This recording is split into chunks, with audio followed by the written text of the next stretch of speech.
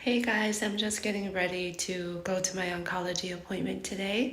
We still haven't had the chance to review everything that was in the MRI of the spine and the brain and my PET scan. So we're just going to discuss those results and see if he has anything else to offer me or have anything to add to the treatment plan. Okay, so I will update you when I come back.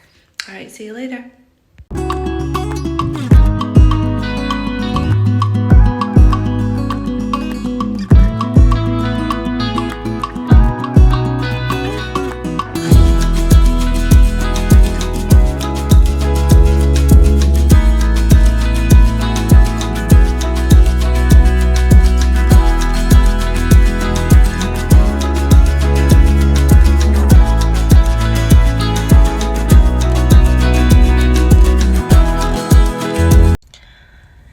Okay, so I just got out of the office appointment with my oncologist, and first of all, I am happy to say that I'm pretty blessed to have a very good oncologist who is open-minded and knows a lot about what I'm doing, and I can tell him everything that I'm doing with transparency and not have to hide it. So there were a couple of concerns, as I mentioned in my last scans, but the main one that I talked about in one of my videos about the MRI result is that I have this leptomeningeal enhancement that's in my thoracic spine.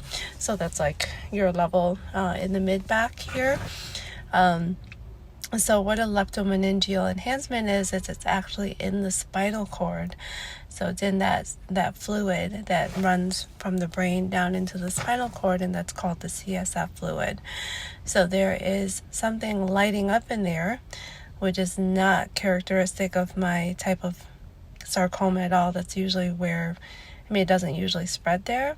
However, I did have the craniotomy, the brain surgery, and that is a possibility that it could have spread from there. But it's definitely new and it's definitely worrisome. And he said that if it shows up again on the next scans, because we're going to repeat the MRI of the thoracic spine in probably 6 weeks or so and see what it does. But if it's still there, then we have to treat it right away. And of course, the treatment is with radiation.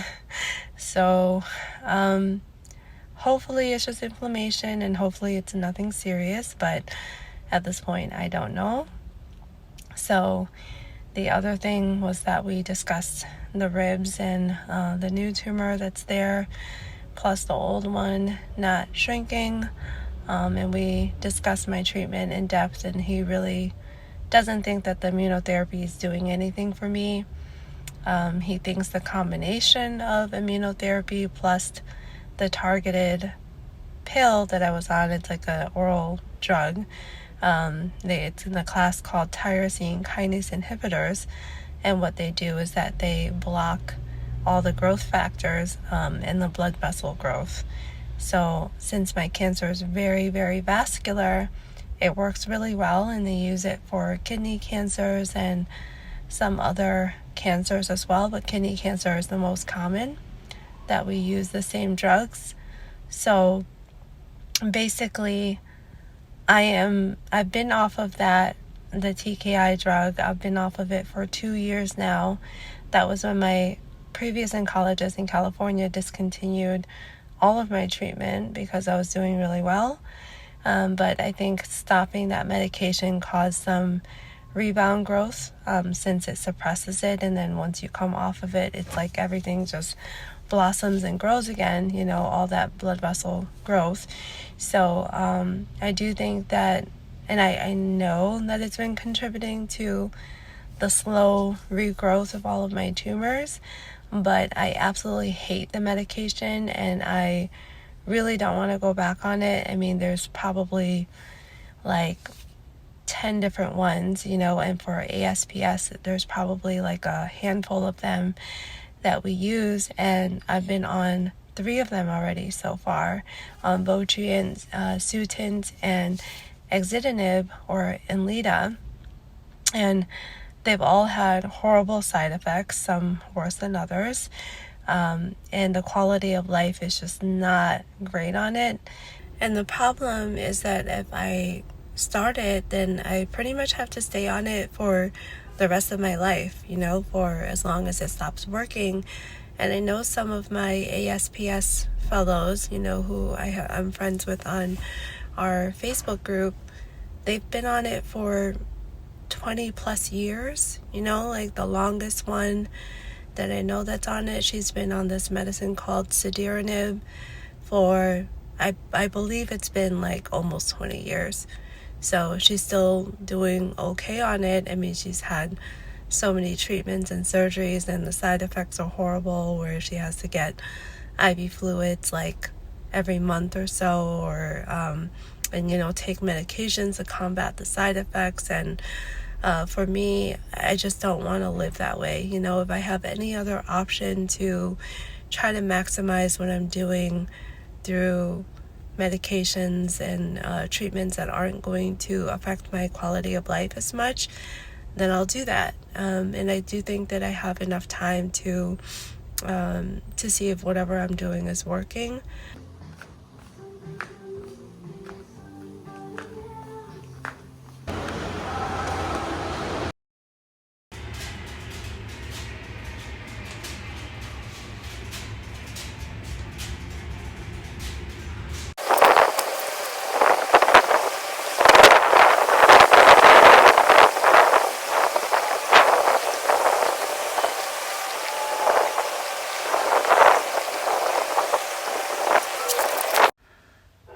So I'm getting ready to go to the ER now, because since Friday I've been I don't know what happened, but I just got really sick and had feverish chills and nausea, and I ended up sleeping the whole day into Saturday, and I couldn't get out of bed. So I slept the whole Saturday, and today is Sunday, and I'm not feeling any better. So the symptoms are kind of similar to when I had my skull tumor, and with that recent enhancement in the leptomeningeal enhancement in my spine, I don't know if there's something going on with that's maybe causing the symptoms. So this time I'm not going to wait the 3 weeks. I'm going to go and figure out what's going on. I hope it's nothing, but I'm really nervous, and yeah, so I'll update you guys when I come back from the ER or while I'm there.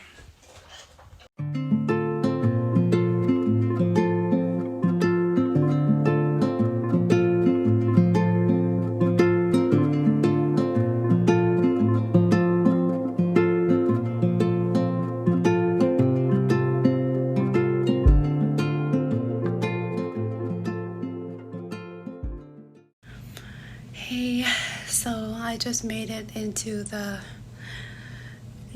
room. It wasn't that long of a wait, thank goodness. So hopefully we'll figure out what's going on soon.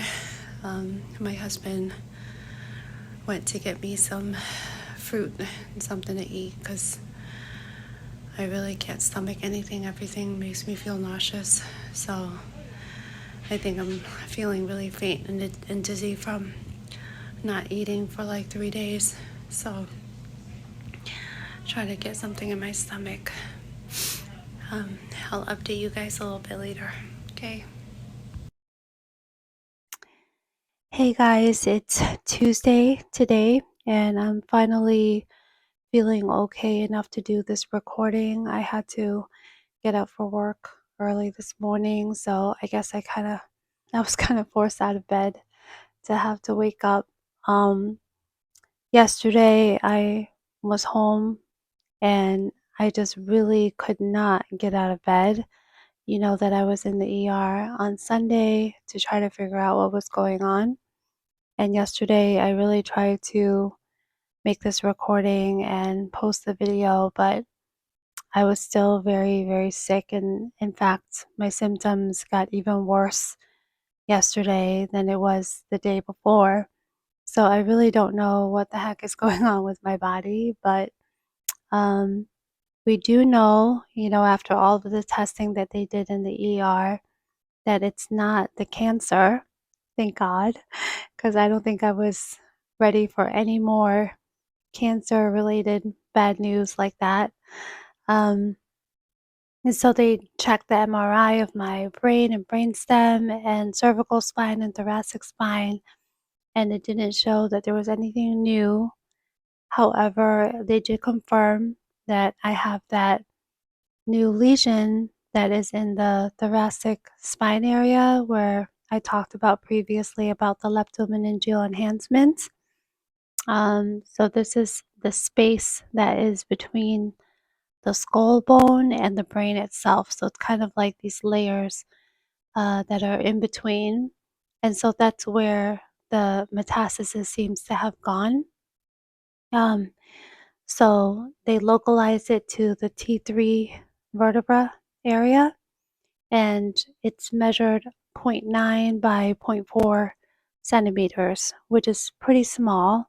And it did say that it was partially obstructing the spinal cord, so not significant, but there was a mild constriction there. So that's the main concern, is that if it grows and it causes any obstruction to the flow of the CSF fluid, or, a spinal cord compression, that would be very serious. So we have to keep a really close eye on that. The plan with my oncologist initially, after I talked to him, was to get the repeat scan in about 6 weeks to see what it's doing, and if it's growing or if it's causing any problems, we have to radiate it right away. So I'm prepared for that, but I hope that it's going to stabilize with everything that I've been doing. Um, so they also checked me for infections, like urinary tract infections. They did a chest X-ray because I've been having this cough and this cold for like almost 2 weeks now. It's better, but it's not completely gone. There was no pneumonia. They checked blood cultures. They tested me for COVID. They did labs, everything, and everything turned out to be fine. And I don't have any infection. So I really don't know what's causing it. I mean, I also have really bad swollen lymph nodes on my right side of my neck, and my neck has been super stiff. So I don't know if it's a virus that's causing this, or I was thinking maybe it could be radiation side effects as well, because I was talking to one of my friends that has breast cancer, and she knew a couple of people that did brain radiation and had side effects after they were done with it that were pretty similar to mine. Like they had like flu-like symptoms and really horrible pains all over their body, nerve type of pain. But the pain I've been getting is just very strange. It's like I get this shooting pain down my arms and my legs, and it feels like I can't stretch out my arms or stand up straight, or the pain would get a lot worse. And I have extreme numbness and tingling in my hands and feet. It just feels like neuropathy. It definitely feels like nerve pain, and my whole body feels like it's super heightened, like sensitive to pain and inflamed. I noticed that even when I was getting blood draws at the hospital, it was so painful, and usually I don't feel anything. And I'll have periods where I will shiver for like a whole hour because my body just can't regulate the body temperature. And I mean, I was laying there just shivering for so long, and it was so uncomfortable. And then I finally was able to warm up, and then I felt feverish after that for hours after. So it's just kind of off and on like that. It's just so weird, and it's not pleasant at all. So I don't know if it's just like my immune system kicking up or what, but I also noticed that when I took the supplements, and yesterday I took the niclosamide. I have been taking mebendazole and ivermectin as well, along with everything else that I've been taking, and I'm wondering if it's synergizing or something, or it's causing my immune system to get activated. The labs are showing that I have a slightly elevated eosinophil count, and that usually happens when my immune system kicks into gear. So I don't know if that's what it is either, but I've had similar symptoms in the past where I've had to be hospitalized for an immune reaction. So I'm just worried if this is going to get worse. But either way, I emailed my oncologist and my radiation oncologist to see what they think and to see if they feel like I need steroids or if I need any other additional intervention. I really don't want to go back to the ER if I don't have to, and I hate going there. So this time I was proactive about it and I went early. So instead of waiting for like 3 weeks like I did last time, and it ended up being something super serious. So I'm just hoping that the symptoms are going to get better, but I still feel pretty crappy today. Um, so yeah, I wanted to make this video a lot better this week, and I keep saying that I'm going to do that, but then I keep getting sick and something keeps happening. So it's almost like just my life can't just be uneventful for once.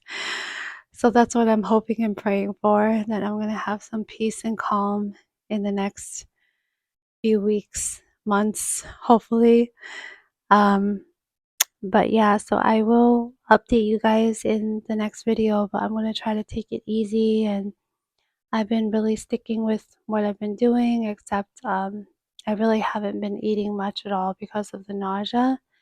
So I've lost some weight and I'm trying to get back to it, but it's very difficult right now for me to eat and to stay nourished. So I'm just trying to stay hydrated and trying not to lose too much muscle mass and strength and energy.